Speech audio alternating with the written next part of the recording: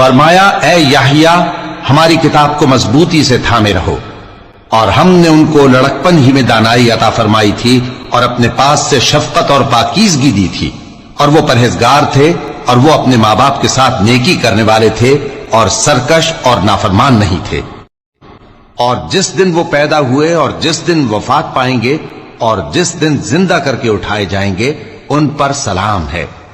اور کتاب یعنی قرآن میں مریم کا بھی تذکرہ کرو، جب وہ اپنے لوگوں سے الگ ہو کر مکان کے مشرقی حصے میں چلی گئیں، پھر انہوں نے ان کی طرف سے پردہ کر لیا، تو ہم نے ان کی طرف اپنا فرشتہ بھیجا، سو وہ ان کے سامنے ایک خوبصورت مرد کی صورت میں آیا۔ مریم بولی